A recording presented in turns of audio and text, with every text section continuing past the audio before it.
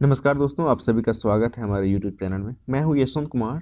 आज हम बात करेंगे तिलका आंदोलन का। तिलका आंदोलन जो हमारा इम्पोर्टेंट है एग्ज़ाम पॉइंट ऑफ व्यू से। हम लोगों ने कई ऐसे विद्रोह को देखा, कई ऐसे आंदोलन को देखा। उसमें से एक बहुत ही इम्पोर्टेंट आंदोलन है जिसका नाम है तिलका आंदोलन। तिलका आंदोलन में जितने भी इम्पोर्टेंट पॉइंट्स हैं, इससे रिलेटेड जो जो भी एग्ज़ाम में पूछे गए पॉइंट्स हैं, वो सारे चीज़ों को हमने इस वीडियो के अंदर कंपाइल किया हुआ है।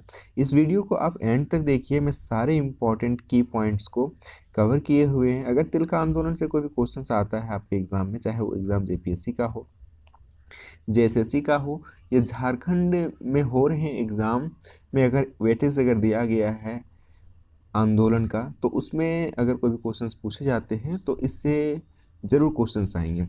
तो चलिए हम लोग स्टार्ट करते हैं, इस वीडियो को आगे की ओर देखते हैं। तिलका आंदोलन जो हुआ है वो 1783 ईस्वी से लेकर के 1785 ईस्वी के बीच में हुआ है। पहला इंपॉर्टेंट क्वेश्चन तो यहीं से बन जाता है कि तिलका आंदोलन कब हुआ। तो तिलका आंदोलन का जो शुरुआत हुआ है वो 1783 ईस्वी में हुआ है।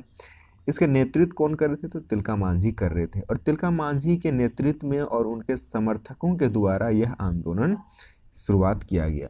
तिलका मांझी इसका नेतृत्व कर रहे थे, इसलिए इस विद्रोह का नाम, इस आंदोलन का नाम तिलका आंदोलन कहा जाता है। यह आंदोलन जो है क्यों किया गया? क्योंकि अंग्रेजों के द्वारा जो दमन था, जो यहाँ के लोकल लोगों को, यहाँ के जो स्थानीय लोगों को दबाने की कोशिश किया जा रहा था, फूट डालो की नीति जो था, उसके विरोध ये आंदोलन किया गया। और इन लोगों का जो तिलका आंदोलन में शामिल जो लोग थे, उनके समर्थक थे, उन लोगों का एक मांग था कि उनके जो ज़मीन पर उनका जो अधिकार को छीन लिया जा रहा था, उसे उन्हें प्राप्त करना चाहते थे। यानी अपनी ज़मीन के अधिकार को प्राप्त करने के लिए भी इस आंदोलन को ज़्यादा से ज़्यादा जोर दे करके आंदोलन कर रहे थे। इसका अगर मुख्य उद्देश्य के रूप में देखें कि इसका मुख्य उद्देश्य क्या था, तो आदिवासी अधिकारों की रक्षा करना। आपको मैंने बताया जैसा कि ज़मीन के अधिकार के बारे में, और इनके अपने अपने जो अधिकार थे, जंगल पर अधिकार थे, जंगल के प्रोडक्ट्स को कलेक्ट करने का अधिकार था, है ना, अपने जलावन के लकड़ियों काटने का अधिकार था। तो इन सारी चीज़ों को अंग्रेज ने इन्हें वंचित कर दिया था। तो इन सारे अधिकारों को लेकर के इन लोग चाहते थे कि अपना अधिकार को सुरक्षित रखें। अंग्रेज़ों के विरुद्ध लड़ना। देखिए, इनका तो अंग्रेज जो जो भी अपना पॉलिसी अपना रहे थे, जो कुछ भी उन लोग अपना एक्ट ला रहे थे, जो उन लोगों का एक पॉलिसीज़ था, उसके विरुद्ध इन लोगों को लड़ना एक उद्देश्य था। दूसरा ये था कि सामंतवाद से मुक्त प्राप्त करना। कहने का मतलब है कि जो इन लोगों के ऊपर जो सामंतवाद की जो व्यवस्था थी, जो इन लोगों को अत्याचार कर रही थी, हमेशा टैक्स वसूली ज़्यादा करना, इन लोगों के ऊपर कोई भी ज़्यादा रहम नहीं करना, तो इन सारी चीज़ों का जो सामंतवादी से इन लोग मुक्ति चाहते थे। नेक्स्ट अगर देखें कि इस आंदोलन का जो मुख्य केंद्र था, इन लोग का जो सेंट्रल पॉइंट था, आखिर ये आंदोलन हुआ झारखंड में तो कहाँ हुआ? एक जगह नाम था जिसका नाम था वनचरीजोर। आप अगर दुमका के साइड में या साउथ संथाल परगना की ओर जाएंगे तो ज़्यादातर आपको एरिया का जो नाम रहेगा मिलेगा, वो जोर लिखा हुआ मिलेगा। जैसे आपने नाम सुना होगा मसान जोड़ का, है ना, मसान जोर। तो यहाँ पे जो मुख्य जो केंद्र था वह है हमारा वनचरी जोर, जो वर्तमान समय में इसे भागलपुर के नाम से जाना जाता है। गुड। नेक्स्ट है कि झारखंड संथाल परगना क्षेत्र, यानी जो आपको बताया मैंने, साहिबगंज, गोड्डा, दुमका, ये सब जो इंडी एरिया है, यहाँ पे संथाल परगना क्षेत्र में इस युद्ध का व्यापक प्रचार हुआ। बहुत ही मेसिव रूप में इसका स्प्रेड हुआ इस आंदोलन का। 18वीं सदी के अंत में, जब हमारी 18वीं सदी, जैसे आपने देखा कि यह जो स्टार्ट हुआ था आंदोलन, वो 1783 ईस्वी से लेकर के 1785 ईस्वी के बीच में हुआ है। तो इस दौरान में इसके इसके अंतिम फेज में क्या होता है कि राजमहल क्षेत्र में संथालों का प्रवेश हुआ। कौन किन का प्रवेश हुआ? संथालों का प्रवेश हुआ। इसका मतलब पहले से कौन रह रहे थे? पहले से पहाड़ी समुदाय रह रहे थे। संथाल आदिवासियों के राजमहल प्रवेश का पहाड़ी समुदाय ने विरोध किया। देखिएगा, आप अगर इसका अगर डिटेल्स और भी जानना चाहते हैं कि यहाँ पे आदिवासियों के जो संथाल हैं वे लोग किस तरह से वहाँ पे प्रवेश करते हैं राजमहल क्षेत्र के पहाड़ियों में, तो एनसीईआरटी का जो 12th क्लास की बुक है, पार्ट 3, उसमें ये बात सारी लिखे हुए हैं कि किस तरह से अंग्रेज ने 1757 ईस्वी में प्लासी का युद्ध को जीतता है, उसके बाद क्या होता है कि ये अपना एडमिनिस्ट्रेशंस पूरा का पूरा इंडिया में फैलाने का कोशिश करता है। और धीरे धीरे करके ये, शुरू में तो इनको बहुत ज़्यादा आइडियाज़ नहीं होते हैं, तो क्या करते हैं ये, जितने भी अकबर के टाइम में, बाबर के टाइम में, या फिर मुग़ल साम्राज्य के टाइम में जितने भी चीज़ें होती हैं, तो उनके जितने भी अकबरनामा, बाबरनामा रहता है, उसको इंग्लिश में ट्रांसलेट करवा करके अंग्रेज़ पहले पढ़ते हैं, जानते हैं कि आखिर ये यहाँ पे शासन किया तो क्यों किया, किस तरह से किया। शुरू में तो ये 1757 में जीत जाते हैं, फिर ये धीरे धीरे करके अपना पैर पसारना शुरू करते हैं। तो यहाँ पे जब होता क्या है कि ये अंग्रेज़ जब आए, तो अंग्रेज़ों ने अपना एडमिनिस्ट्रेशंस यानी प्रशासन को फैलाना शुरू किए और टैक्स वसूली स्टार्ट करते हैं। तो यहाँ पे देखिएगा, जो पहाड़ी लोग थे थोड़ा ये लोग टैक्स देने से मना करते थे, ये टैक्स नहीं देना चाहते थे, तो हमेशा इन लोगों के बीच में टकराव होता था। वैसे देखिएगा तिलका मांझी जो थे, तिलका मांझी का जो नाम है, वो ओरिजिनल नाम इनका जो यानी उर्फ में वो जावरा पहाड़िया है, ये पहाड़ी समुदाय के थे, ठीक है। तो ये लोग विरोध करते थे।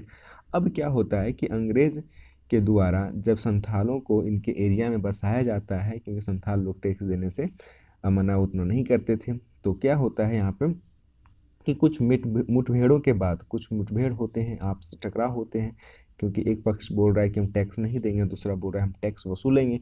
तो दूसरा क्या करता है, वहाँ पे बहुत सारे हथकंडे अपनाते हैं किसी भी तरह से उसके वसूलने का। तो संथाल इस क्षेत्र में बस गए। अब क्या हुआ, संथाल उस जगह पे बस गए, अब पहाड़ों में रहने लगे। अब संथाल लोग कहाँ रहने लगे, पहाड़ों में, क्योंकि पहले कौन रहते थे पहाड़ों में, पहाड़ियाँ रहते थे। जब ईस्ट इंडिया कंपनी की नावें गंगा नदी, आपको पता होगा ये इंपॉर्टेंट क्वेश्चन है कि गंगा नदी क्या झारखंड से क्रॉस करती है, तो आप लोग अगर जानते हैं तो आप कमेंट्स बॉक्स में आंसर दे सकते हैं।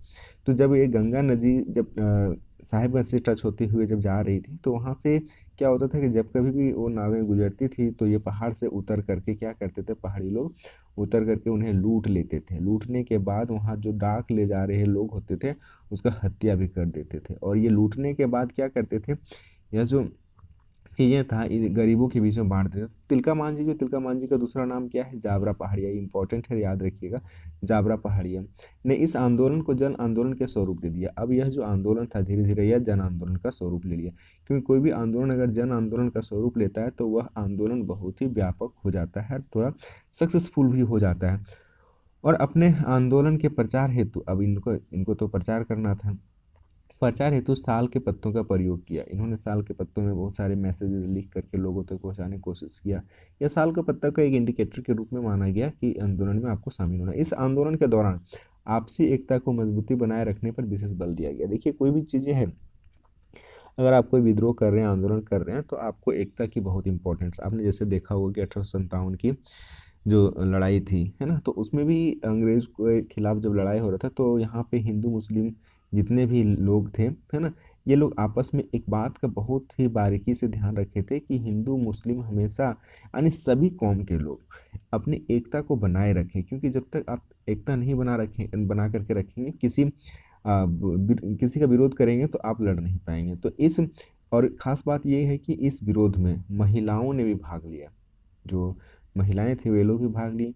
और इस ग्रुप में जितने भी लोग थे वे गोरिल्ला युद्ध यानी छापामार युद्ध में बड़े कुशल थे। गोरिल्ला युद्ध होता क्या है, ये पौधों में चढ़ करके लड़ाई करना, झाड़ियों में छिप करके लड़ाई करना, पहाड़ों में छिप करके लड़ाई करना और अचानक किसी पर हमला करना, ये गोरिल्ला जो युद्ध है उसका सबसे अच्छा एग्जाम्पल है, आप समझ सकते हैं। नेक्स्ट क्या है कि 1778 ईस्वी में, अब देखिएगा 1778 ईस्वी में क्या होता है कि वहाँ पे उस एरिया में, वैसे तो यह जो लड़ाई है वो स्टार्ट हुआ है 1783 में लेकिन उसके पहले क्या होता है कि ऑगस्टल क्लीवलैंड, याद रखिएगा नाम, ऑगस्टल क्लीवलैंड, इनको एसपी के रूप में नियुक्त किया जाता है, यानी पुलिस का जो हेड होता है, कैप्टन होता है, उस रूप में इसको यहाँ पे पुलिस और सुप्रिटेंडेंट यानी पुलिस अधीक्षक के रूप में नियुक्त किया जाता है अंग्रेजों के द्वारा। वही वहाँ पे काम कर रहे होते हैं। तो उसने क्या करता है कि फूट डालने की नीति अपनाई होती है, फूट डालो और शासन करो का। और इन्हें इन्हें जब नियुक्त किया गया ऑगस्टल क्लीवलैंड को, तो ये 9 महीने के भीतर, 9 महीने के अंदर अंदर ये 47 पहाड़िया सरदारों को, अब देखिए पहाड़ी सरदार लोग तो, पहाड़िया लोग तो ही विरोध कर रहे थे, तो अगर आंदोलन को शांत करना है तो उन्हीं लोगों के कैप्टन को, उन्हीं लोगों के नेता को, उन्हीं लोगों के समुदाय को अपने अंदर कर लीजिए, आपका जो आंदोलन है वो ठंडा पड़ जाएगा। तो यही इस बंदे ने भी किया, इस कैप्टन ने भी किया। जैसे मान लीजिए आप डीएसपी बनेंगे या फिर एसपी बनेंगे या फिर कोई पदाधिकारी बनेंगे, तो जहाँ विरोध हो रहा होगा तो विरोध का जो नेतृत्व कर रहा होगा उसको आप कन्विंस करने की कोशिश करेंगे, उसे समझाने की कोशिश करेंगे कि सरकार की पॉलिसी ये है, सरकार की नीतियाँ ये है, आप इसके विरोध नहीं कर सकते हैं। तो उसे इसी तरह से क्या करते हैं, यह जो एसपी साहब थे, यानी भी 9 महीने के अंदर 47 पहाड़ी सरदारों को समर्थक में अपने शामिल कर लिया। अब यहाँ पे शामिल करने के बाद इनमें से एक बंदे को चुन लेता है और उसको कैप्टन बना देता है, यानी उस व्यक्ति को क्या करता है, सरदार बना देता है, जिसका नाम था जोराह। किसी किसी बुक में आपको जौराहा भी मिलेगा। तो ये इनका नाम था, जिसे वहाँ पे डिप्यूट किया जाता है पहाड़ियों का सरदार के रूप में। तो इस व्यक्ति को प्रमुख बना दिया जाता है। अब यहाँ पे प्रमुख जब बन जाते हैं तो क्या होता है कि पहाड़िया सरदारों को कुछ सुविधाएं दी जाती है। भाई सुविधाएं नहीं देंगे तो क्यों शामिल हुए तुम्हारे में, है ना। तो सुविधाएं दी जाती है और अंग्रेज इनसे कोई कर भी नहीं लेते, इनसे कोई टैक्स भी वसूलते नहीं है। विरोध संथाल समुदाय के वीर सरदार, अब जो विरोध कर रहे थे उनका देखिएगा, वीर विद्रोह संथाल समुदाय के वीर सरदार तिलका मांझी ने, किसने, तिलका मांझी ने किया। उसका कहना था कि नीति एक समान होनी चाहिए। अब मान लीजिए भाई पहाड़ियों लोगों को आपने शामिल कर लिया, ठीक है, और उन लोगों से आप टैक्स नहीं ले रहे हैं, और ये संथाल के लोग जो है, संथाल जो तिलका मांझी जो नेतृत्व कर रहे हैं, इनसे आप पूरा का पूरा टैक्स वसूल रहे हैं। तो भाई एक देश एक कानून वाला जैसे भी बात चल रही है।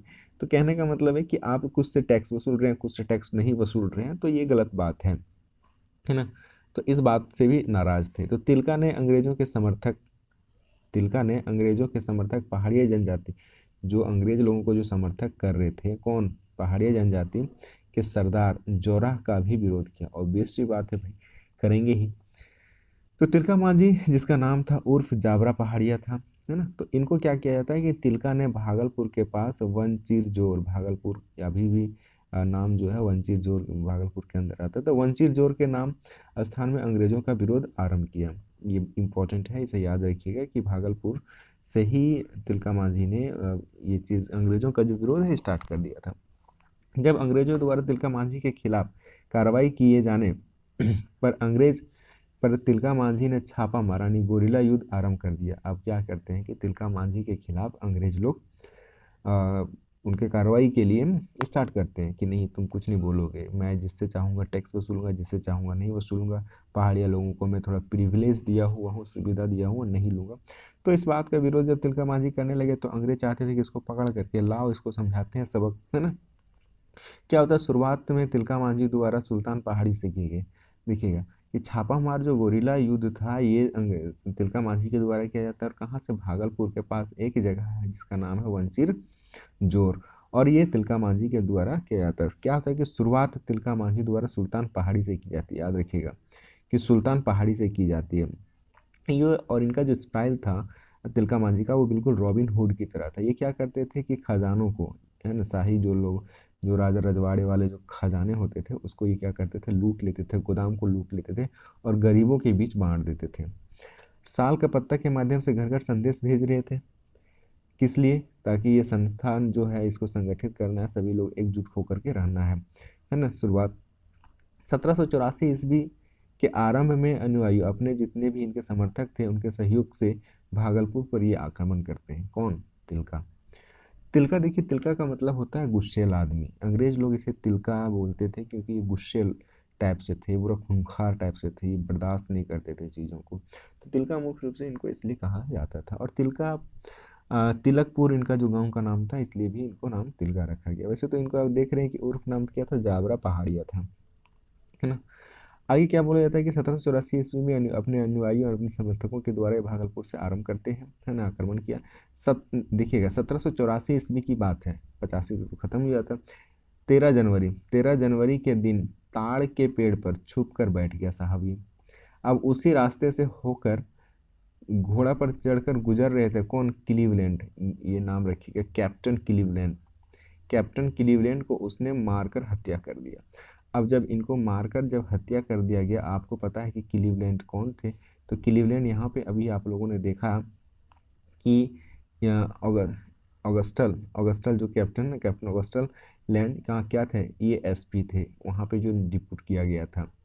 और इन्हीं के नेतृत्व में 47 पहाड़ियों लोगों ने अपने आप को समर्थन दे दिया था अंग्रेज़ों का, है ना। और उसमें जोहरा जो कैप्टन बनाया गया था, जो मुखिया बनाया गया था। तो 13 जनवरी के दिन इनका क्या होता है, आखिरी सांसें इनकी चलती है, किनके तीर, खूंखार तीर के मारने से, तिलका मांझी के। तो तिलका मांझी ने क्लीवलैंड का मारकर हत्या कर देती है। जब इनके एसपी ही मर जाते हैं, जब इनके कैप्टन ही हत्या हो जाती है, तो अंग्रेज़ के सैनिकों में एक दहशत फैल जाती है कि अब हम लोगों का क्या होगा। तो अब अंग्रेजी शासन के मदद के लिए आयरकुट को भेजा जाता है। यहाँ पे देखिए, अब नेक्स्ट पर्सन जो है, नेक्स्ट एसपी के रूप में भेजा जाता है, आयरकुट को भेजा जाता है। तो आयरकुट ने पहाड़िया सरदार जोरहा के साथ, अब अंग्रेज लोग आएगा तो किसका हेल्प लेगा, उसी का लेगा भाई, जिसको पहाड़ी में, पहाड़िया आदिवासियों में से, पहाड़ी जनजातियों में से इसको सरदार बनाया। तो सरदार कौन था वहाँ पे, जोरा। तो जोरहा के साथ मिलकर तिलका मांझी के अनुयायियों पर हमला बोल दिया। अब तिलका मांझी के जितने भी समर्थक थे उस पर क्या करते हैं, ये हमला कर देते हैं।